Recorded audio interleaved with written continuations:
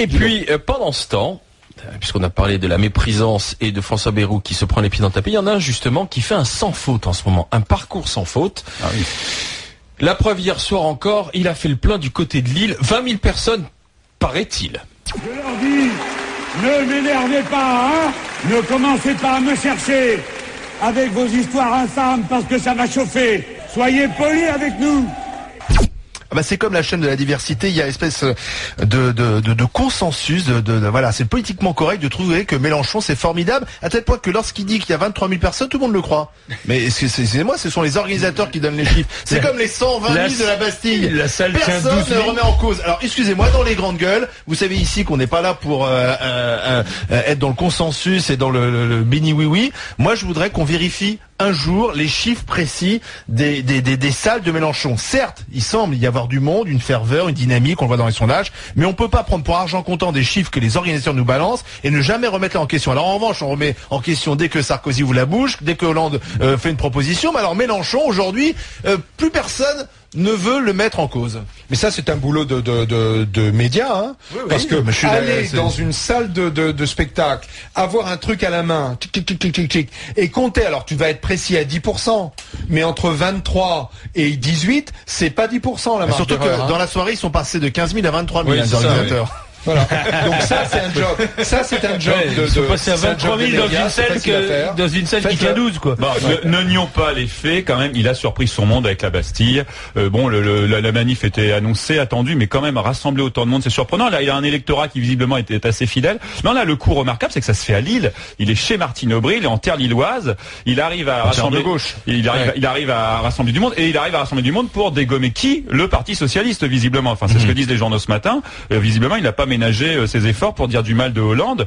Donc c'est peut-être son ça. réservoir de voix maintenant il est là. Oui, c'est à nouveau on est sur des faut que les gens comprennent bien on est sur des parts de gâteau et Mélenchon a plus de chances de prendre des voix à Hollande qu'à Sarkozy. Oui, mais c'est moins cher d'aller voir Mélenchon que d'aller au cinéma. Or tu vas au spectacle. Il y a cette dimension là, un battleur, un mec qui fait le show. Tu dis, ça va me changer du grand journal. Ok, c'est pas Yann Barthès ce soir, c'est pas Ferrari. Je vais aller voir Mélenchon. Finalement, tu crois pas vraiment en ce qu'il raconte, mais tu t'es fait plaisir. T'es avec des copains, il fait chaud, il y a des jolis drapeaux. On va chanter l'international à la fin. Alors, je pense que tu feras plaisir à ceux qui avaient envie de voter Mélenchon. Oui, je pense qu'ils vont taper au 32-16. C'est dans une longue lignée. Je pense que j'ai un passif en défaveur qui est assez simplement en ce qui concerne le meeting de Jean-Luc Mélenchon hier, il était au Zénith de Lille. La salle s'appelle le Grand Palais. La capacité de la salle est de 7 000 personnes. Voilà.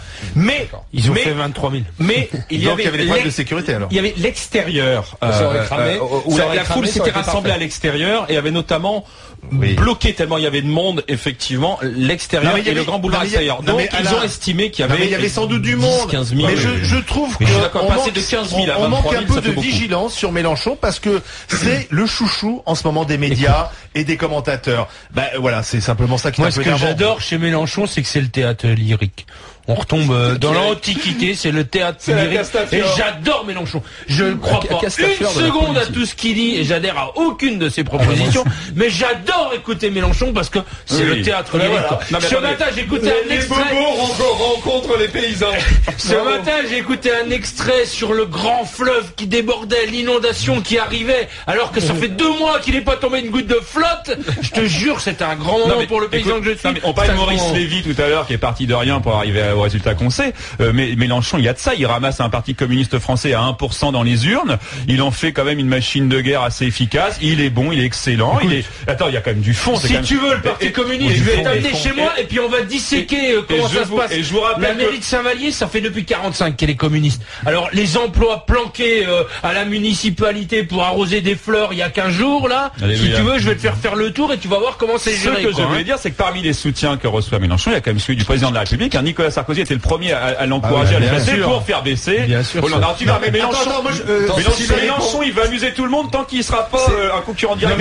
C'est l'épouvantail aux centristes, Mélenchon. C'est pour ça que ça emmerde le PS. Et c'est pour ça que l'UMP y est ultra favorable, parce que plus Mélenchon sera haut, ça n'empêchera pas la confrontation au deuxième tour de Hollande-Sarkozy, mais le report des voix centristes qui est clé pour la victoire. Ça fait peur aux centristes d'avoir un Mélenchon qui est fort, donc il se retrouve avec un programme de branquignol qui risque d'influencer le PS. Puis par son lyrisme, il va choper aussi des voix de gens mécontents globalement du sarkozysme, et ça les évite de voter Front National. Ramener les abstentionnistes à la politique, parce que là on parle du le jeu politique, mais parlons des enjeux. C'est aussi comme quelqu'un qui a mis une nouvelle réponse. Il arrive à être à la fois protectionniste, mais sans avoir le mauvais revers de la médaille de Marine Le Pen. Ça s'appelle de l'utopie, ça. Non, mais il est quand même, moi je pense quand même qu'il enrichit la campagne quand même. Il est pas juste tribun. Reconnaît pas sur le fond, il n'amène rien. Sur l'Europe, désolé, sur la dénonciation du fonctionnement des mécanismes européens, sur la dette dont il dénonce. En fait, c'est pas. Mais c'est facile de dire que t'es contre, mais tu proposes quoi en face? Si. Non, je suis pas d'accord. Moi, je suis pas Mélenchon, je sais pas comment on dit. Il n'y a rien de révolutionnaire sur le fonctionnement de l'Europe. La force de Mélenchon, c'est de murmurer à l'oreille de l'électeur des choses qu'il a envie d'entendre. Pas d'austérité. Bon, très bien, effectivement, on aimerait qu'il n'y ait pas d'austérité, on aimerait pouvoir quelqu'un qu'on connaît bien. Pas d'augmentation d'impôts, pas d'augmentation, formidable. L'Europe, c'est pas bien, faut refaire. Les financiers, ce sont les méchants. Donc, voilà, sachant que tout ça ne sera pas appliqué parce que il sera pas élu président de la République, quoique, s'il continue de monter, on va se poser la question. Et là, on va voir Mélenchon différemment. Parce que si Mélenchon continue, si dans une semaine ou 10 jours, il est proche de 20, on va regarder Mélenchon et son programme différemment. Et là, on va peut-être aller aussi chercher des coups dans la tête, comme sur la déclaration de son patrimoine, des choses comme ça. Qu'est-ce qu'on a de beau encore dans la France?